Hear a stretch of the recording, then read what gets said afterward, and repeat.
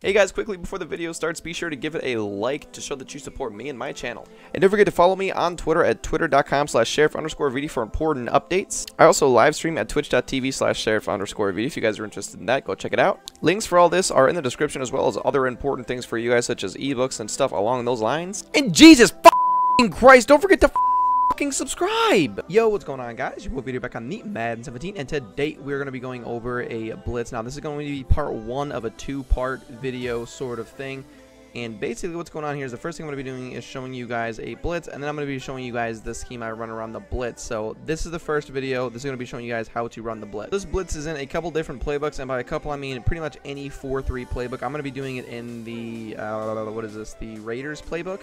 So 4-3 unders, what you're going to be doing, and it's going to be the will go fire 3 press. Either you're going to be running this blitz off of the left edge or the right edge, which means I would have a decently speeded linebacker on both sides. They don't necessarily have to be blitzing linebackers, like have a high block shed and all that stuff, because this blitz is going to work against the run as long as you use it correctly, but I'll go over that in the other video. This video is just going to be showing you guys the setup and who you use where.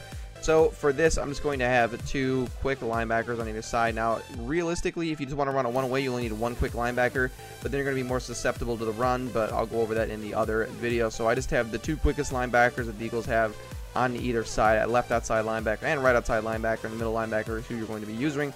So the will go fire 3 press is what we're going to be running.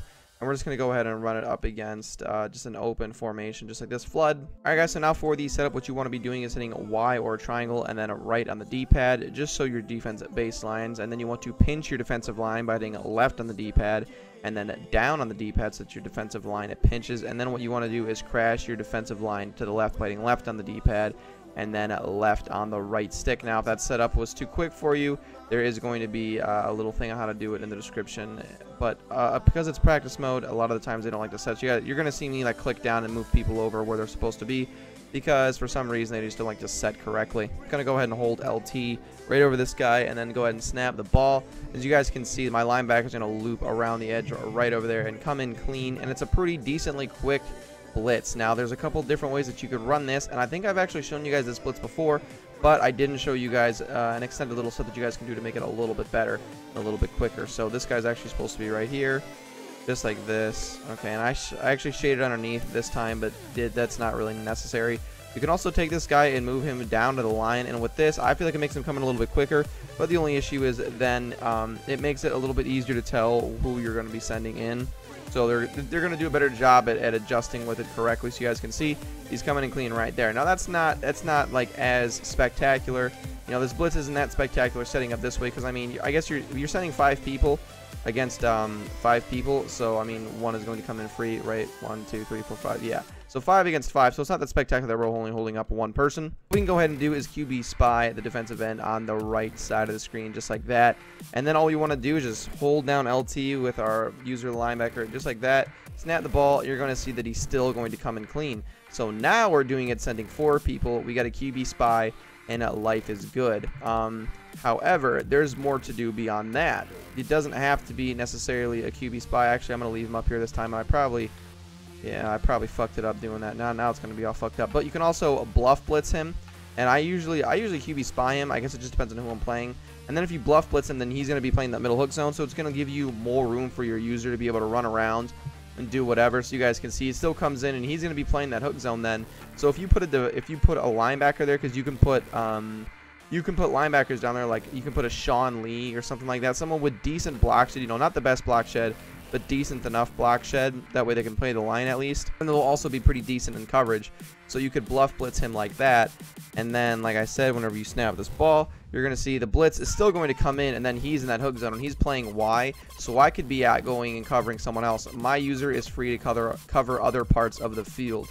Now, I didn't do a very good job of doing that because I was watching the blitz come in just to make sure that everything went in smoothly. But you guys can see that this hook zone is actually covering him right now, going across the middle of the field. So this is my user, and my user can be up here covering this guy. Now I didn't actually start doing anything until right there is where I realized I should probably be covering the field, and he's already sacked by then anyways. But I could be covering this guy right here, no problem. Then everyone is locked down over the middle of the field on the left side of the field, because the flat's covering underneath. Hook zone's playing the middle, and then the streak is covered right there by number 22. And we're all golden just like that. So I believe you should also be able to zone players out, no problem. I know this is in practice mode, so I'm sure some of you guys are already saying that this isn't going to work in game, but I use this blitz all the fucking time, so don't you dare tell me that it's not going to work. I use it all the freaking time, all the time. But you can also zone him out like into a hard flat, and then I'll just purple the other guy over there, and it should still come in this way as well, but with practice mode, I'm not as sure. Yeah, this time he got bumped pretty bad, like, and it was a little bit delayed because of it. You guys can see he still ended up coming in clean. So this blitz is pretty good, I would say. Like I said, it's pretty much my stock defense, and I come out in it. I come out in a lot of times unless people are really pass heavy. If people are gonna start getting really pass heavy, then I'll come out in like a nickel, because I'll come out my nickel blitz or my dime blitz.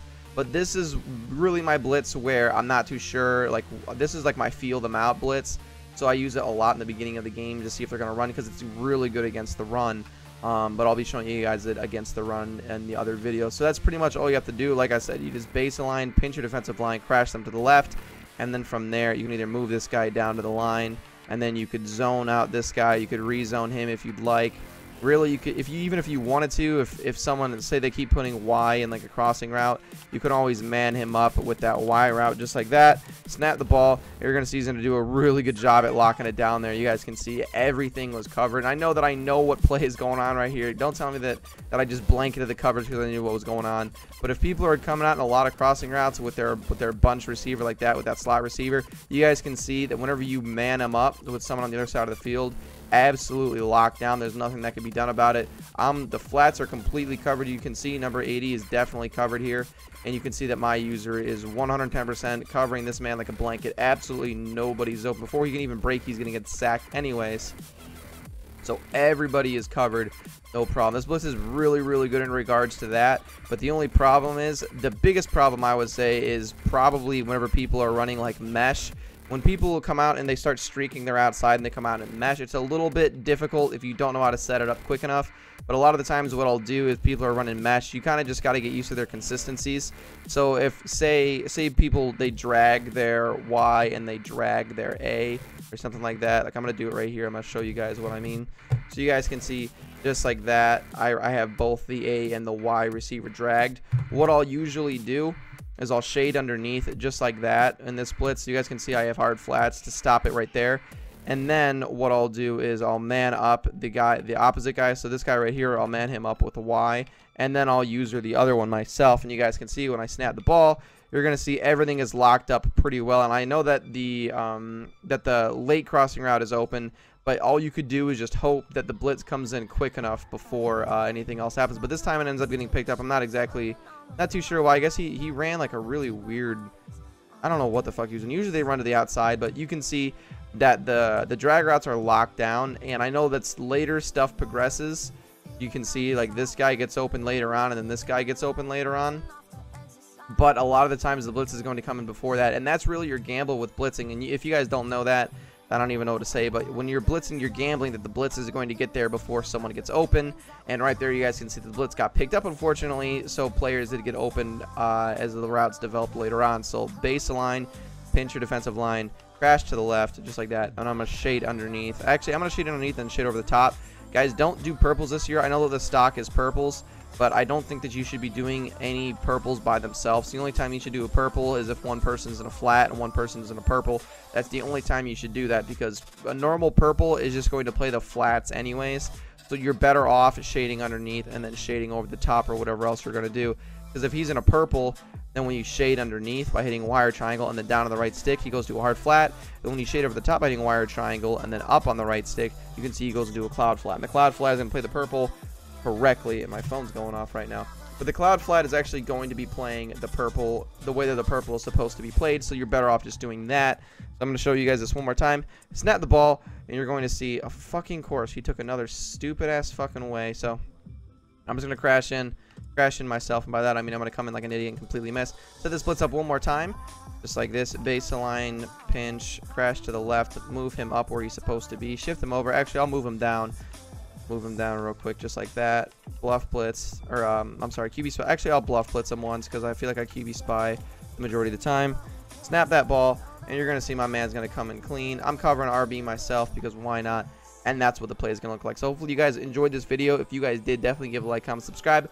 Follow me on Twitter. It's going to be down in the description below. Like I said, this is a two-part video, so be on the lookout for the next part. Hopefully tomorrow, unless I get sidetracked with some other video.